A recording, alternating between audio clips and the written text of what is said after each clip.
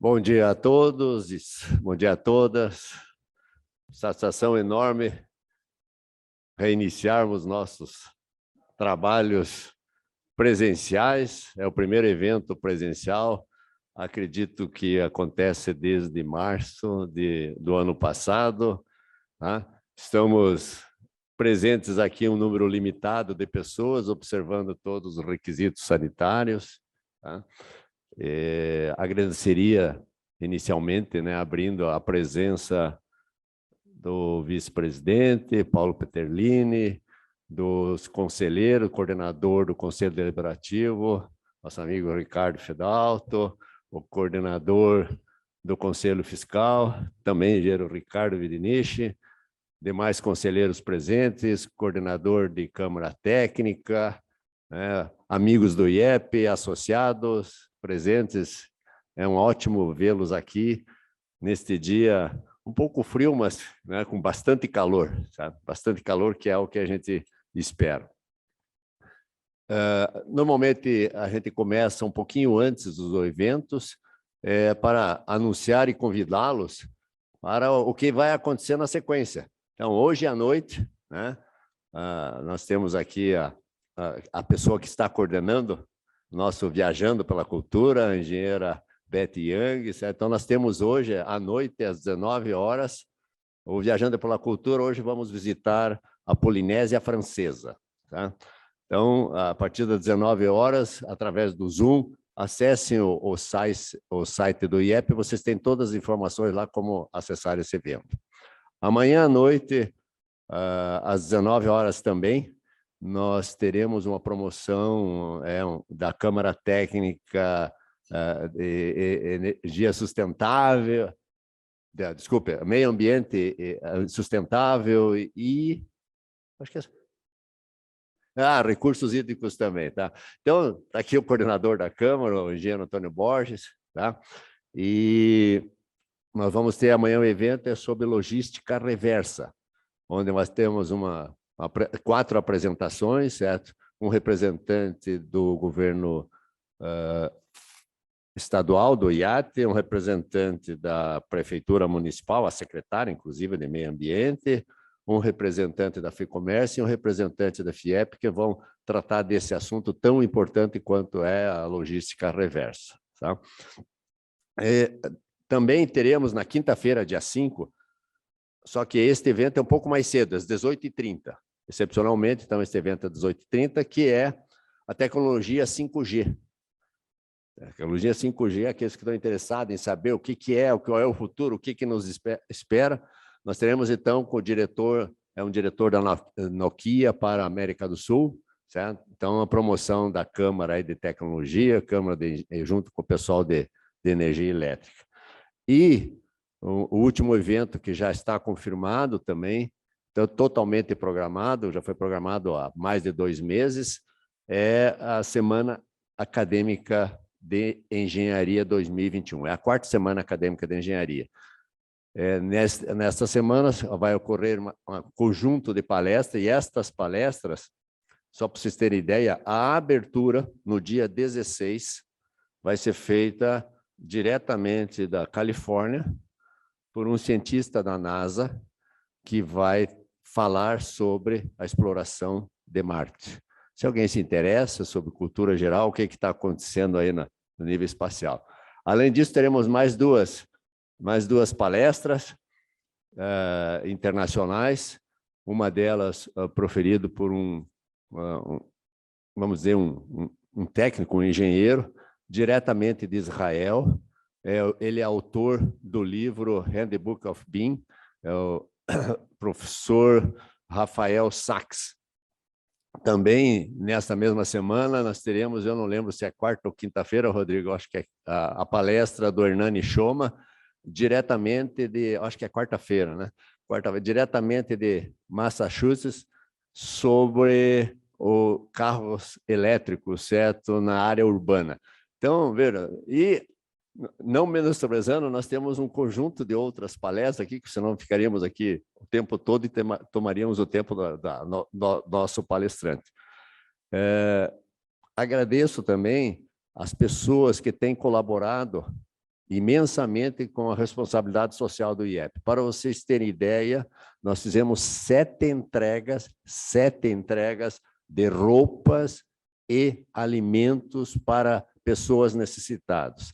Diferentemente de outras entregas, a gente buscou fazer essas entregas o mais longe possível da área central do município. Então, nós tivemos no bairro que pouca gente sabe que existe, chama-se Pantarola, que fica lá no Tatuquara. Pouca gente sabe que existe.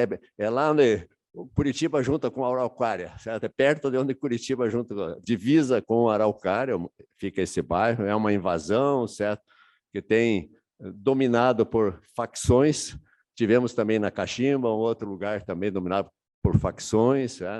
Então, nós estivemos lá acompanhados, obviamente, de pessoas que têm acesso livre a esses espaços, e fizemos a entrega. Quem nos acompanhou foi a engenheira Isis em algumas dessas entregas, e tenho certeza que aqueceu essas pessoas nesse frio, né, extraordinário ou excepcional que ocorreu aqui em Curitiba. Foram aproximadamente quase 1.000 peças de roupas e vestuários. Então, 1.000 peças de roupas, algo em torno de umas 20 cestas básicas. Então, essa foi a entrega que a gente fez. Para encerrar, também eu desejo dar boas-vindas, né, aos amigos. Está presente o diretor técnico, o Rodrigo Pascoal, está no fundo também, aos conselheiros presentes, Kelso, não sei se eu vou esquecer alguém, conselheiro, o Sadi, que é o nosso palestrante, o Jance, que nos ajuda aí no banco de ideias. Então, temos um grupo de pessoas presentes aqui, presencial, e espero que no próximo evento vocês tenhamos mais. Em tese, nós já temos marcado, né, o retorno do VIEP no final do mês. Certo? Então, no final do mês vai acontecer o VIEP. Fiquem atentos ao evento, porque desde já aviso, vai haver limite de participantes. Ponto. Nós vamos observar as regras definidas pela prefeitura, pelos órgãos legais aí, sabe?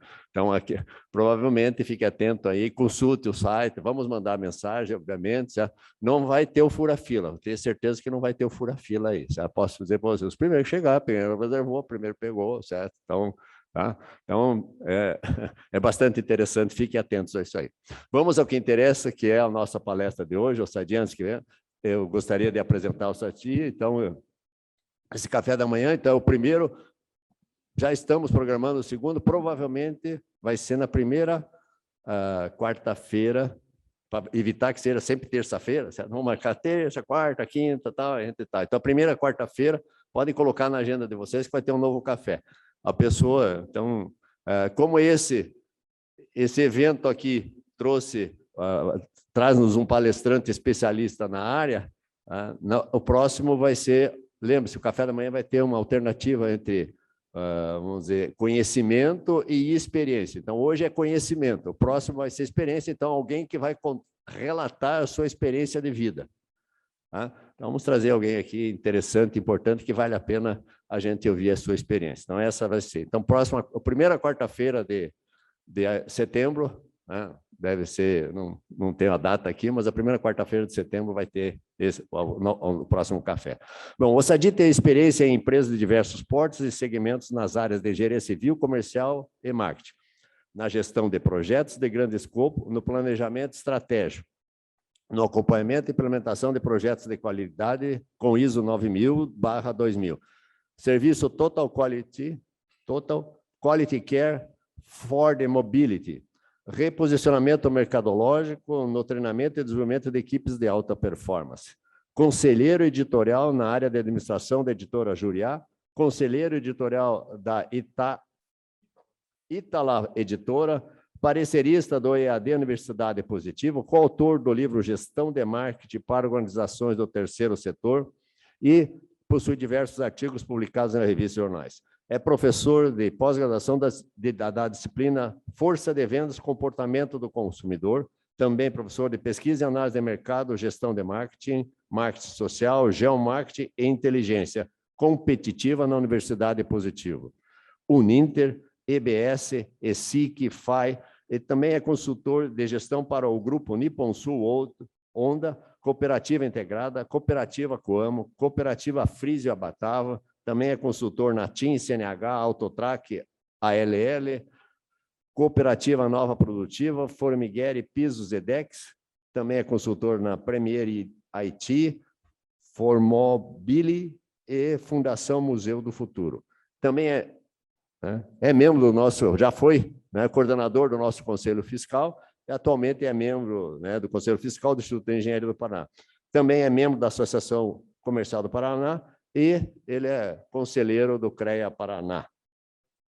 Eu só gostaria de destacar, sabe, que o Sadi e mais 7 outras pessoas, na quais eu me incluo, estamos revisando o Estatuto do IEP. Sabe? Então, brevemente, teremos um estatuto com algumas novidades adicionais. Sabe? Por exemplo, é a segunda revisão que eu faço, eu assumo a diretoria e fazer a revisão do estatuto. Mas, na realidade, a gente está aperfeiçoando e estamos evoluindo bastante nesse estatuto.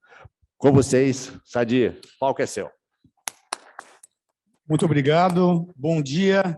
Em primeiro lugar, eu confesso que fico até emocionado de ter sido escolhido para fazer essa abertura dos cafés da manhã depois de 17 meses, eu vou repetir, né, 17 meses que nós ficamos completamente aí isolados por questão dessa pandemia, e realmente esse momento é um momento, na minha opinião, histórico para o IEP, uma instituição que daqui a alguns anos vai se tornar centenária e ter a possibilidade justamente de a gente abrir, né, dar novamente esse impulso para o café da manhã do IEP, que é algo tão importante e que mobiliza muita gente, não só presencialmente, mas também online.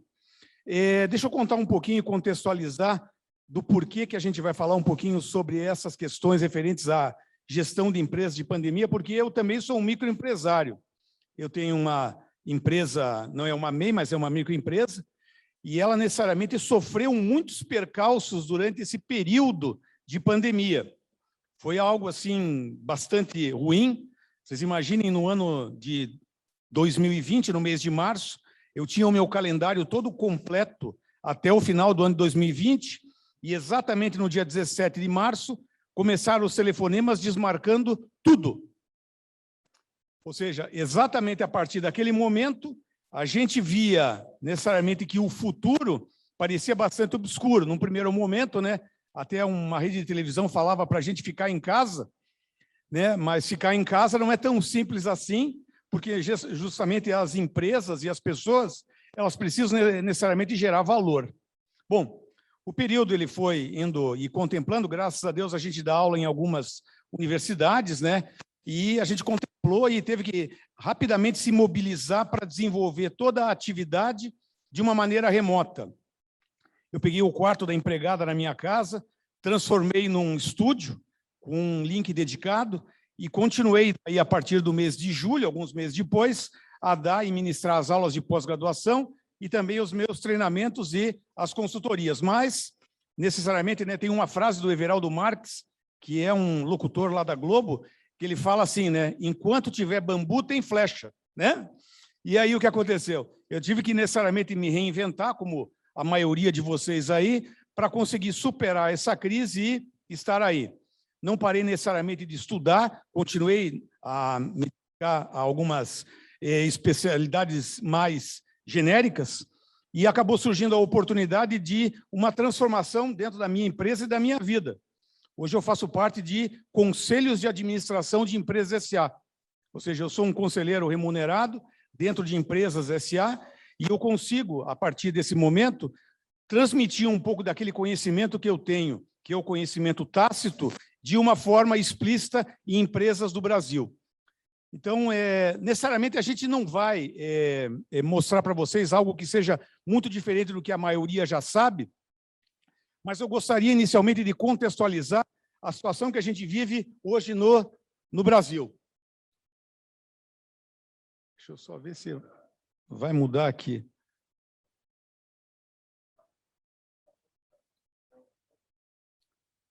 Aponta para cá. Não tem? Nenhuma das duas. E está no ONU. Eu acho que acabou a pilha. Não? Não tem problema, né? A gente está aí, né? Pode acontecer um percalço. Se quiser ir mudando, Valdirene.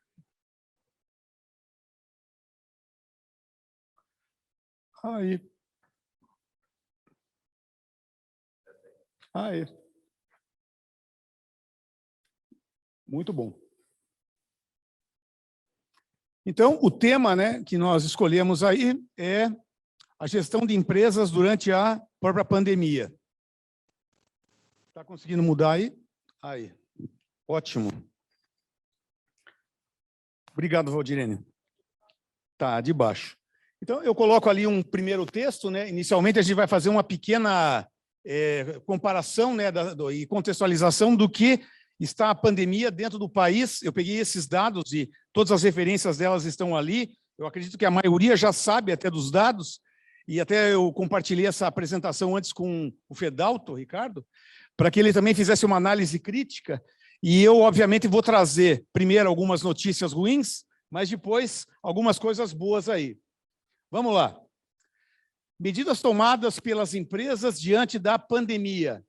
Vocês podem perceber aí que grande parte das organizações tomaram alguma providência durante essa pandemia. As empresas afetadas pelo coronavírus, pelo Covid, nesse momento aqui. Eu só ia pedir, Valdirene, que você tirasse um pouquinho... Isso. Aí. Olha só, percentual de empresas impactadas pelo Covid. A área de serviços, 47%, comércio, 44%, a indústria, 42,9%, e a construção civil, 38%. E ali embaixo, né, foi retirado da revista Isto é Dinheiro, as regiões do Brasil com esse impacto todo que aconteceu. Situação das empresas em percentual do total do Brasil, aí, segundo os dados do IBGE. 67,4% das empresas estavam abertas, mesmo que parcialmente, em produção ou funcionamento.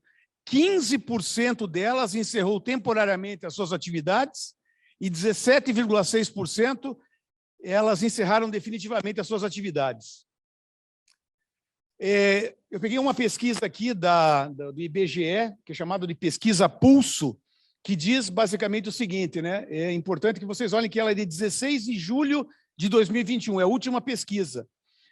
A cifra corresponde a mais da metade, 1,3 milhões de empresas que estavam com atividades suspensas ou encerradas definitivamente na primeira quinzena de junho, ou seja, nós tivemos muitas empresas fechadas, o total é de 716 mil empresas, pessoal. Dados divulgados pelo PNAD, Covid-19, que é a Pesquisa Nacional de Amostra de Domicílios, mostram que a taxa de desocupação, né, chegou a 13,1% na última semana. Essa é a maior taxa de desemprego registrada desde maio. Então, nós temos aí um número bem significativo também de pessoas desempregadas.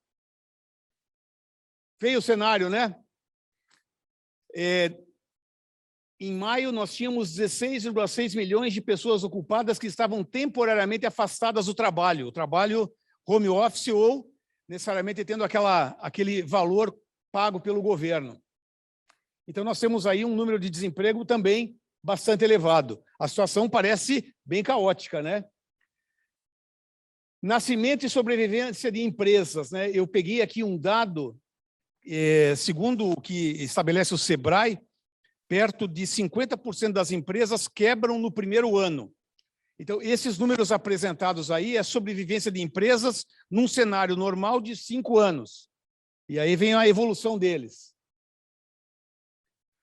Só que, depois de mostrar todas essas informações um tanto caóticas do Brasil, eu peguei uma frase do Aldous Huxley que é importante, né?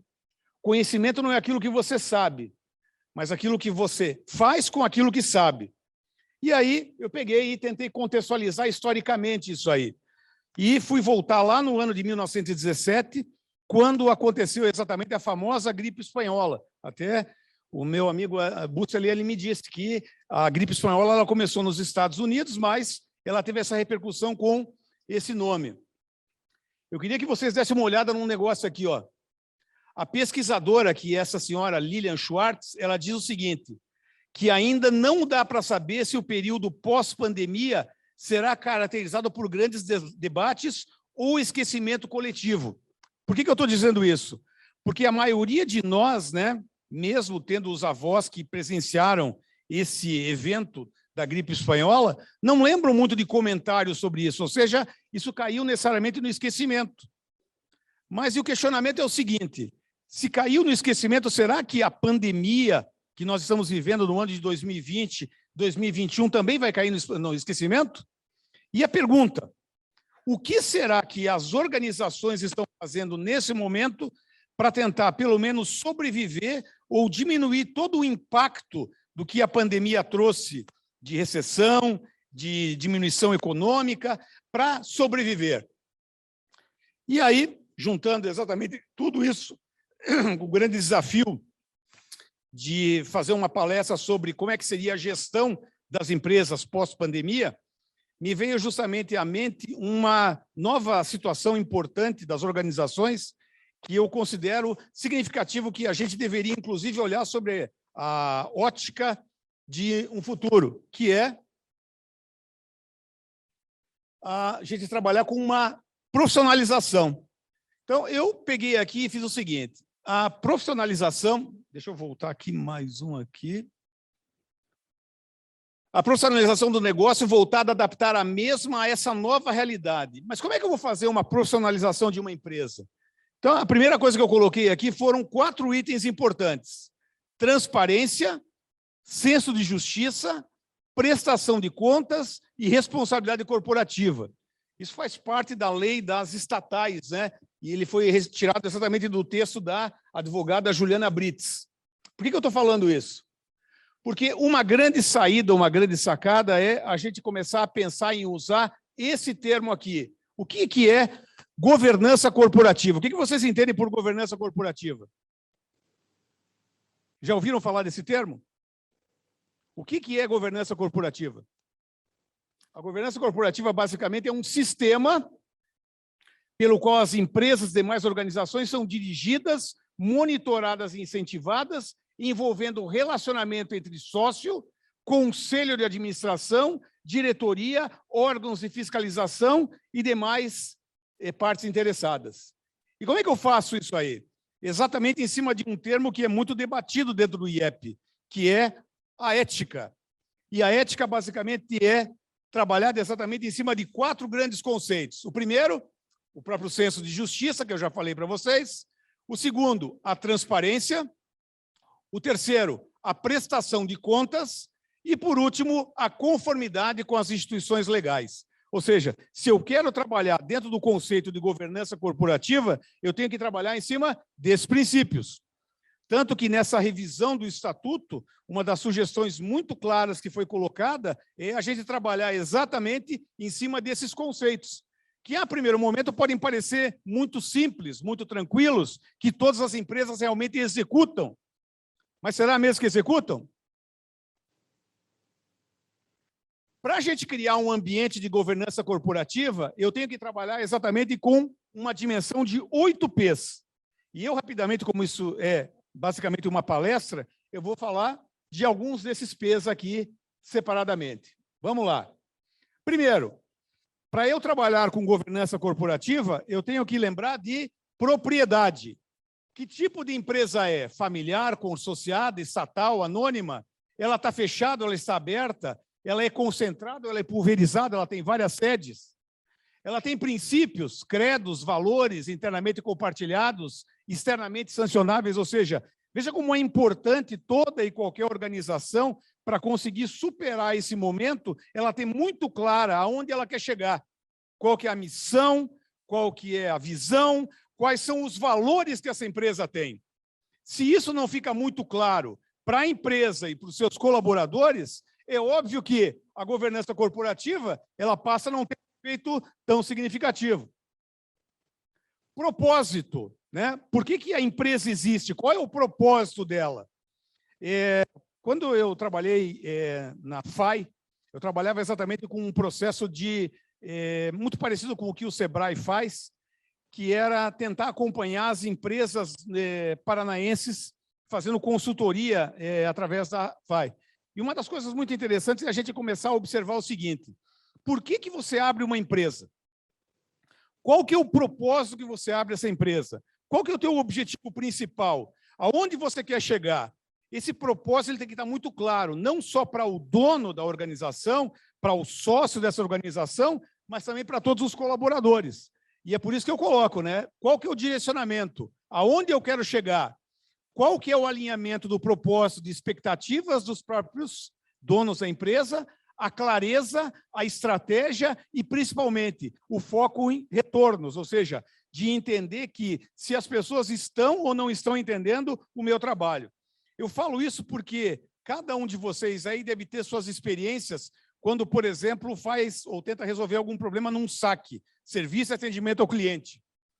O que vocês veem daquela pessoa que atende o telefone? Ela entende exatamente aonde a empresa quer chegar? Não, ele quer resolver o seu próprio trabalho, ou seja, falta muitas vezes na organização essa visão de propósito. E aí vem exatamente um termo que eu gosto bastante, que é o poder. Quando você fala em poder, Nicolau Maquiavel, no seu livro O Príncipe, fala muito isso, né? O poder corrompe. O que é o poder? Poder é exatamente algo delegado a você, de maneira que, com a tua atividade, com a tua ação, ele vai proporcionar aos demais um direcionamento que seja um direcionamento adequado. E muitas vezes as pessoas não sabem trabalhar com o conceito de poder.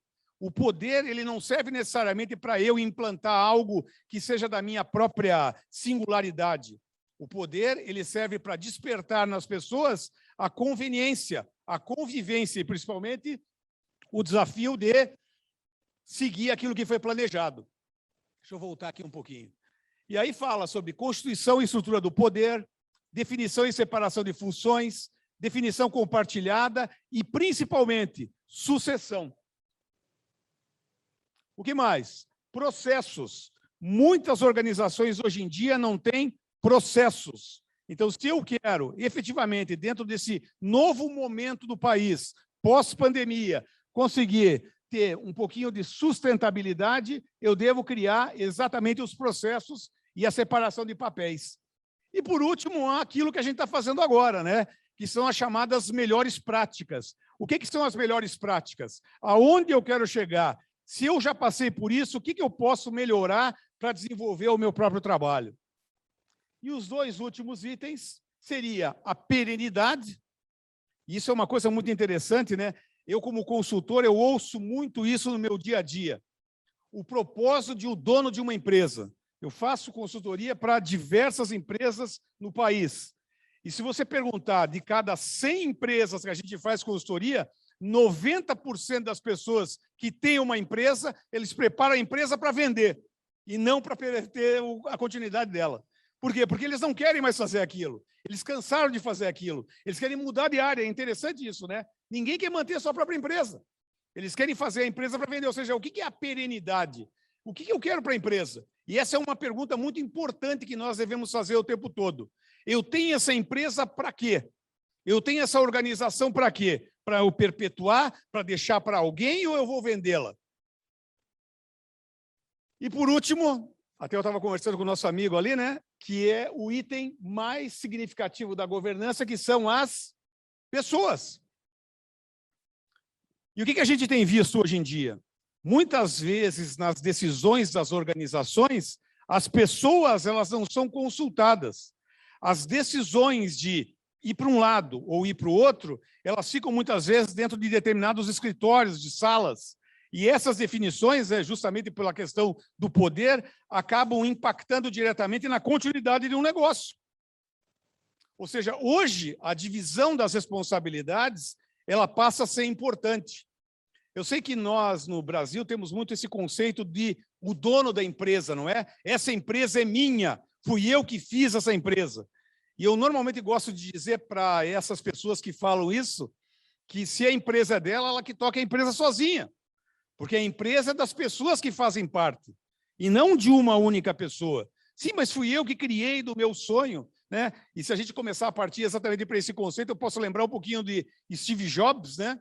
Que criou exatamente a Macintosh, que depois virou a Apple, e ele mesmo saiu da empresa que ele criou, justamente porque ele tinha que entender, principalmente, que aquele negócio não era mais dele, e eram das pessoas que a compunham. E esse é o processo importante da governança, ou seja, eu não estou falando nada de novo aqui para vocês, eu estou falando aquilo que é muito óbvio, mas que muitas vezes, talvez por todo esse momento que a gente vive no país, muitas pessoas não tenham observado que a gente tem necessariamente que divulgar e, principalmente, possibilitar a todas as pessoas que fazem parte da empresa a sua própria participação. Eu gostaria de dizer umas coisinhas para vocês aqui antes de encerrar. Em primeiro lugar, o seguinte: a gente não tem a opção nesse país aqui de desistir. Esse país é um país que sempre foi um país, desde que eu me conheço por gente, eu tenho 57 anos de idade, que não é um país desenvolvido e não é um país subdesenvolvido. É um país que a gente chama de em desenvolvimento. Eu ouço isso desde que eu tenho 7 anos de idade e estudava aqui no Instituto de Educação do Paraná, aqui do lado. Né? O Brasil é um país em desenvolvimento. Faz 50 anos que eu ouço isso. A pergunta que eu faço para vocês, e ela não quer calar, é o seguinte: quando é que nós brasileiros, nós engenheiros, vamos deixar necessariamente de colocar esse país aqui como um país em desenvolvimento, como um país de futuro, e olhar exatamente esse país como um país de presente? Porque o presente vai depender, basicamente, de cada um de nós. Muito obrigado a todos vocês.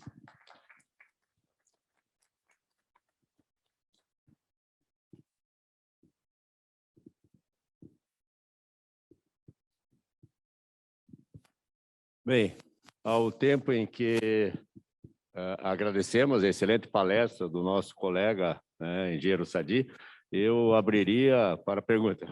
Perguntador número 1, Ricardo.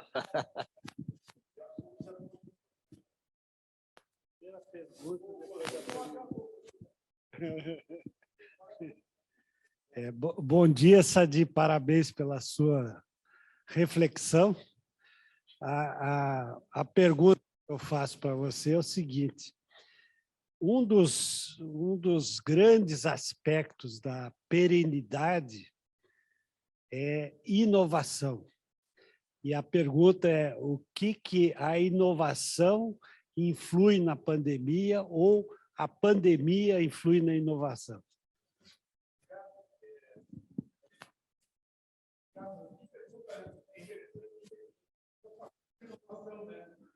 Até porque hoje no país tem muitas pessoas com inovação o tempo inteiro, trazendo exemplos fora do país, né? Coisas maravilhosas, carro boa, né? Uma série de coisas das quais. E aí, quando você fala de inovação, não fica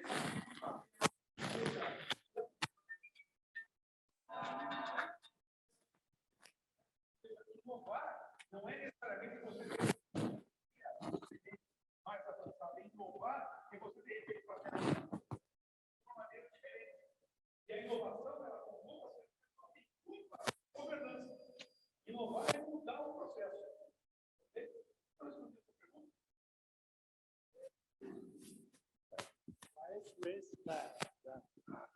A questão era assim: a pandemia ajudou a necessidade de inovação? Ajudou. Isso. A pandemia ajudou ficar sentado na beira do caminho, chorando que as coisas não são como eram antes, como aquele livro que mexeu no meu dedo, você realmente vai ser mais uma estatística. Então, você tem que se reinventar. Seja como profissional, seja como empresário, você tem que reinventar. E isso passa exatamente a ser a grande essência, né, de quem vai e de quem não vai sobreviver ao pós-pandemia. Bem, eu posso fazer uma pergunta também. O governo do estado do Paraná divulgou, acho que no dia de ontem, certo, o resultado da sua arrecadação. Não sei se alguém viu sobre isso, certo? Observou isso. Mas a arrecadação do Estado do Paraná, do ICMS, bom, dos impostos de uma maneira geral, certo? É óbvio que liderados pelo ICMS, que é o maior tributo, houve um crescimento no Estado do Paraná de aproximadamente 25%. Arrecadação, mesmo na pandemia, o Estado do Paraná arrecadou. O que você pode... É uma questão de sorte, é uma questão de eficiência, é uma questão de governança, é uma questão... Qual seria, já que você trabalha nessa área, sabe?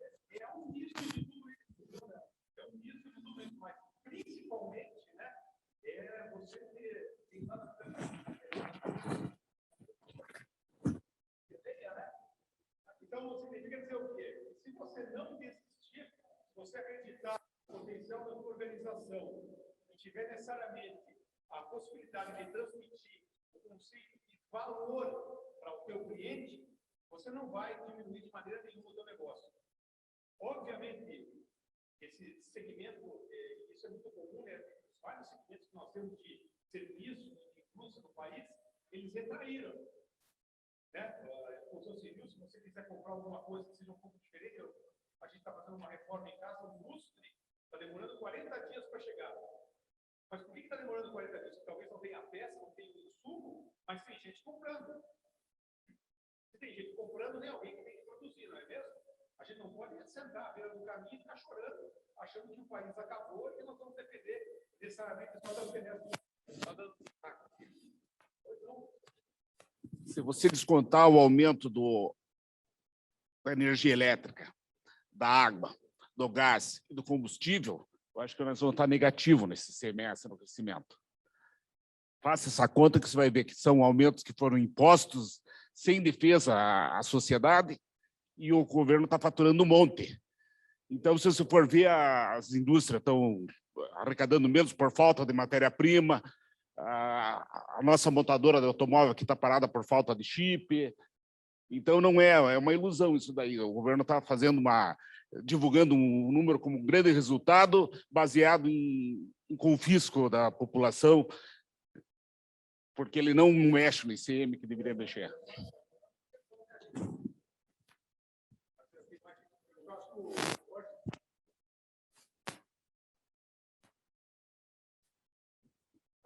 Durante a pandemia, Pez, a gente observou alguns tipos de empresas que se mostraram assim que talvez até são desnecessárias. Eu tenho amigos corretores de imóveis que dizem que a existência futura das empresas, das imobiliárias como um todo, tende a sumir. Cada vez mais o corretor, com aplicativos e, enfim, vai trabalhar sozinho, né? Dentro da engenharia, que tipo de empresas você acha que podem ter uma mudança assim radical como essa no setor imobiliário?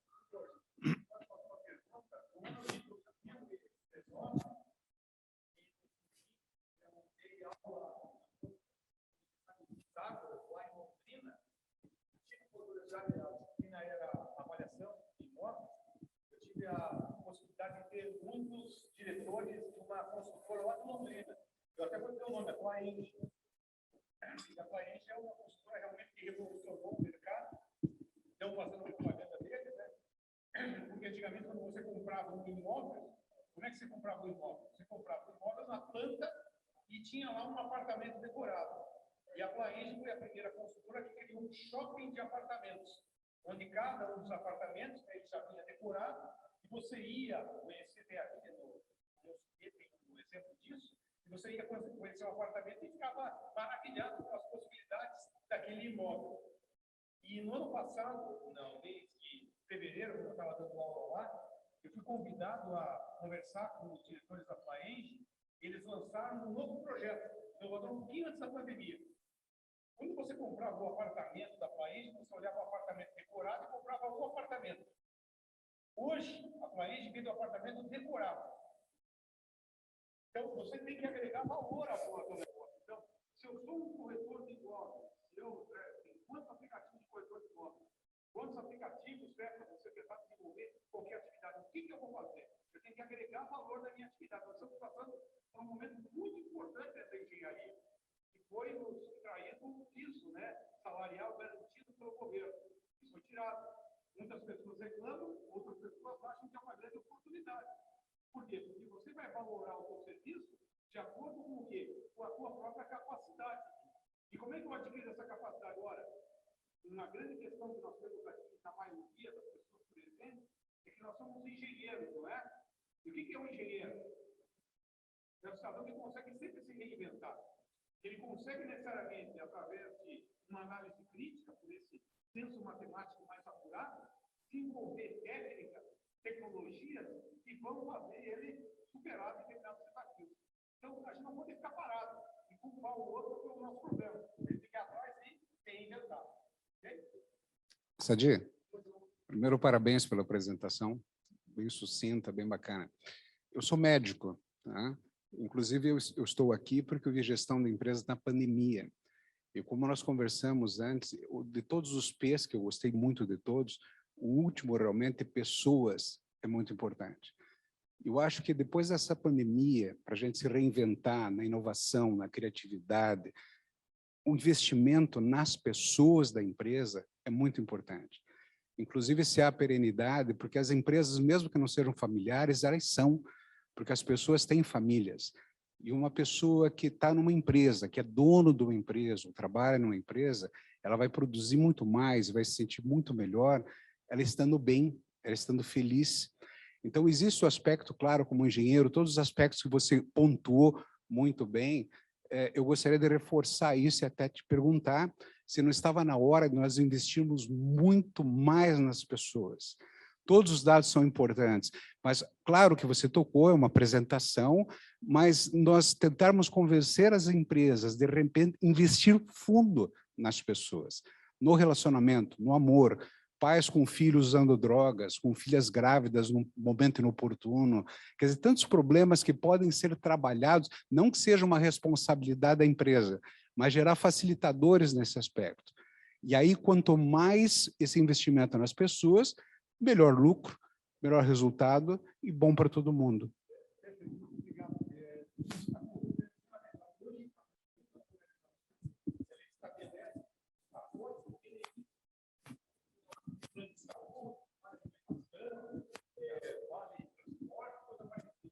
Mas o questionamento que eu faço é academia de ginástica, né, o que for.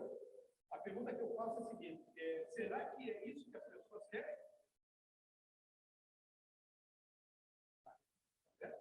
Não tem impacto, né? Ou seja, o que é essa questão envolvendo as pessoas? É um engajamento, é a busca necessariamente do que vai fazer alguém ser feliz. E a felicidade não é algo que, para mim, pode ser bom, para outro talvez não seja. Então, esse valor de você ouvir a sua equipe, saber necessariamente o que ela precisa, e a partir daí, você ajudar ela a atingir também os seus próprios objetivos, gera um engajamento. Não duvido e não tenho nenhuma dúvida de que, depois dessa pandemia, a gente vai olhar exatamente para a nossa equipe, os sobreviventes, né, e dizer o seguinte, o que a gente precisa fazer para dar mais certo ainda? E aí entra exatamente o que das pessoas. Bom dia, queria agradecer a presença do Dr. Jacir Leal. Eu sou um grande admirador dos seus textos. Olha, valiosa, os seus textos são valiosos e agradeço em nome dos engenheiros aqui que recebem o Dr. Jacir Leal. Sadi, a pandemia abreviou uma série de processos de desenvolvimento na cadeia de todos nós, você mesmo comentou o que aconteceu com você, conosco, todos nós tivemos que reinventar-nos de alguma forma, mais profissionalmente, pessoalmente, de alguma forma total. O que isso traz a médio prazo,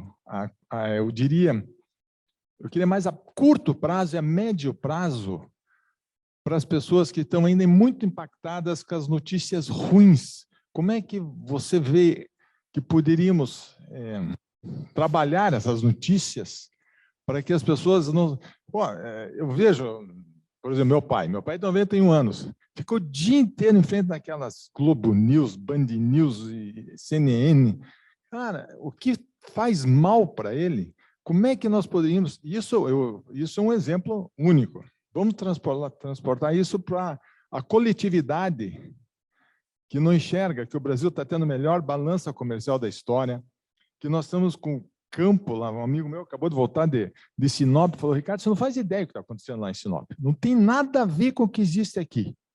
O que está acontecendo lá é um desenvolvimento constante. Só para você citar um fato. Teve um rapaz que se mudou de Curitiba para Sinop para montar, sabe o que lá?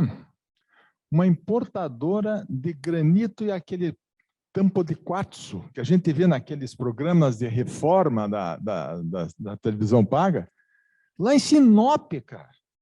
O cara montou uma empresa para importar tampo de quartzo, que é o mais caro que existe, para atender o público em Sinop. Então, é isso que eu queria que focássemos, que o Brasil é muito maior do que essa mídia está nos impondo. Eles estão tentando sobreviver. Mas como que nós poderíamos encarar isso de maneira profissional? Nós, engenheiros, encararmos o desafio e transmitir aos demais o lado bom que essa crise, financeiramente falando, lógico, o Jânio acabou de falar que ele perdeu 5 da família dele aqui, Covid. Isso é impagável.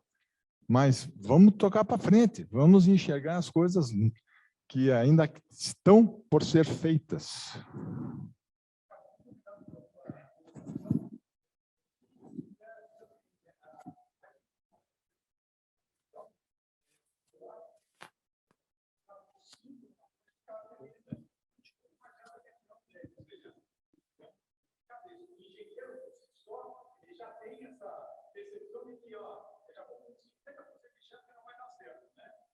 E aí, eu vou para você o seguinte, que posso servir de parâmetro, né? Mas eu posso dizer que a gente tem que ser mais otimista. A gente tem que acreditar mais na gente mesmo e acreditar nesse país. Acreditar muito nisso que você está dizendo nesse nome de outras cidades, lá no Mato Grosso, no Mato Grosso do Sul, na própria Bahia e outras regiões, em que existe necessariamente um progresso. O progresso está aqui. E a gente tem que saber exatamente acreditar que vai dar certo. E o que nós precisamos, nós, engenheiros, ser mais otimistas. Acreditar mais exatamente no nosso próprio potencial. Gente, se nós vencemos, né, o senhor vai nós vencemos o meu pacote, né, em cálculo integral diferencial, ele venceu o meu tiro lá em álgebra nuclear. Cara, isso aqui não é nada perto do que a gente venceu. Então, esse otimismo que tem que existir nessa cabeça. Bom dia, bom dia aos nobres participantes dessa palestra fabulosa. Eu quero falar que é uma honra e um privilégio estar aqui, nós estarmos aqui presencialmente e ver que nós somos sobreviventes à Covid-19. É claro, como você já disse, nós já perdemos parentes, amigos, e mais do que isso, empresas foram fechadas. E cada empresa, cada loja que é fechada é falecida.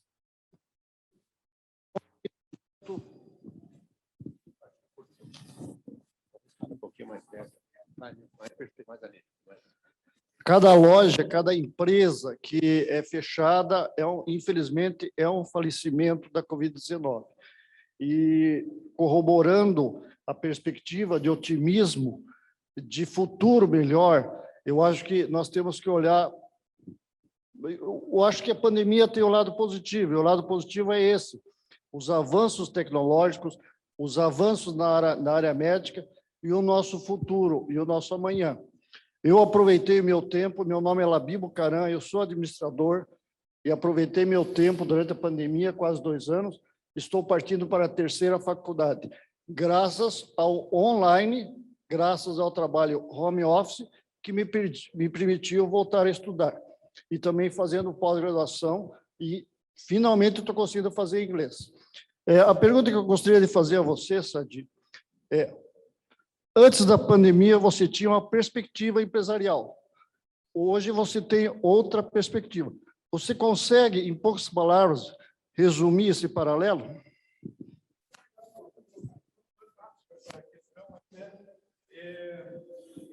Eu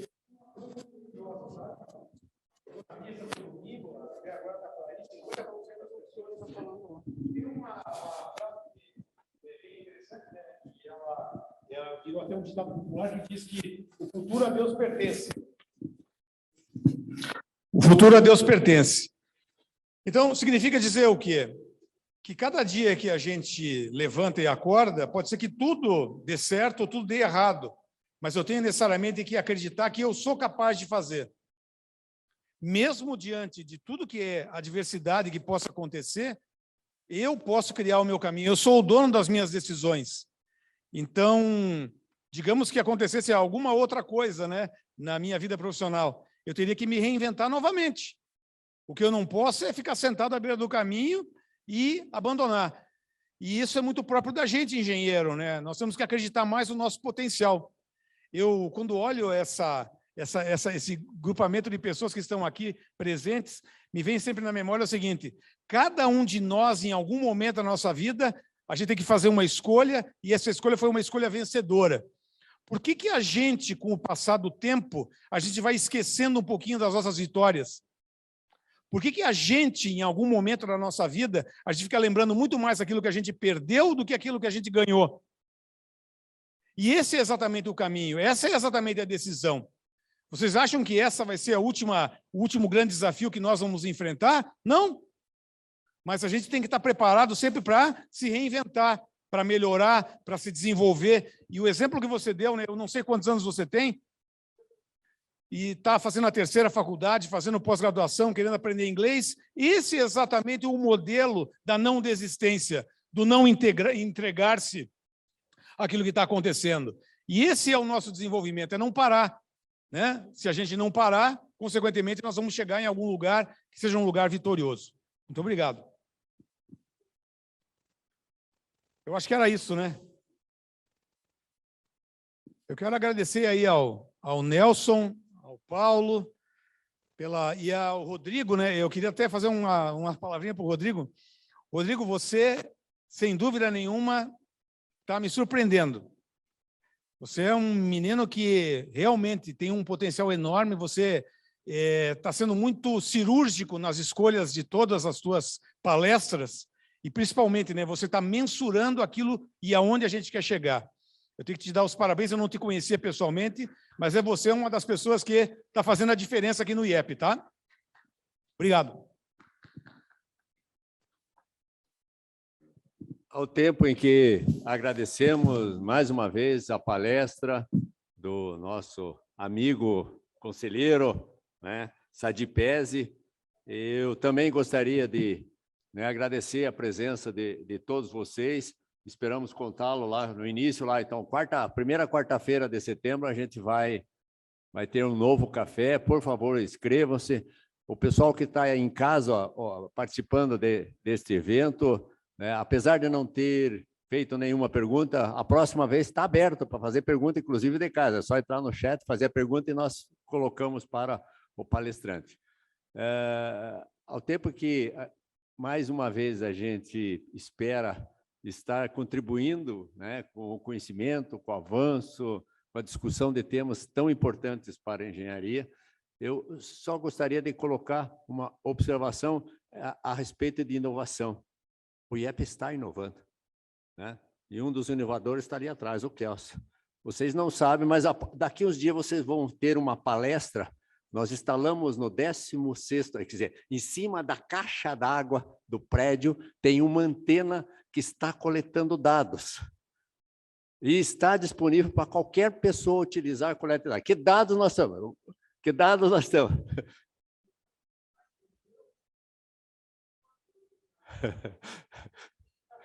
Eu estive lá na caixa d'água, como outras vezes, eu subi lá em cima do 16º andar. Nós temos uma antena, olha, é do tamanho disso aqui, ó. Para vocês terem ideia, é mais ou menos isso, é o tamanho desse micro. É uma antena grande, não, é esse tamanho. E está coletando dados mais ou menos em torno de 6 quilômetros de distância. O que inicialmente está aberta a coleta de outros dados, mas inicialmente está coletando 4 dados.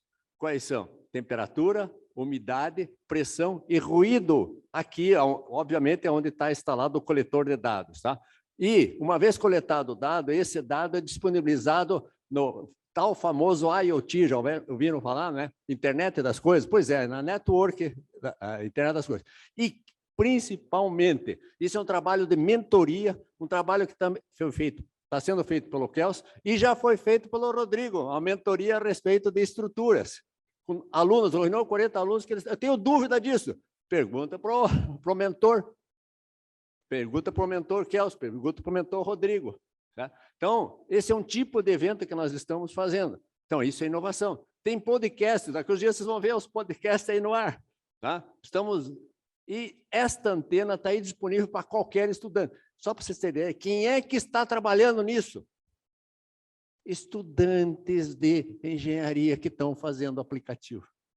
Não é o engenheiro formado com 40 anos, não. É o estudante que vai se formar, está fazendo o trabalho de conclusão de curso, que está coletando os dados de pressão, temperatura, umidade e ruído aqui. Isto é importante, quer dizer, esta inovação é uma pequena coisa é uma pequena coisa, mas que está cumprindo com a inovação. Aí qual é a criatividade? O que nós podemos coletar? Futuro a Deus pertence, como eu já disse.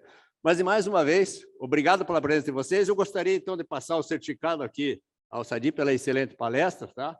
E contamos com você até a próxima.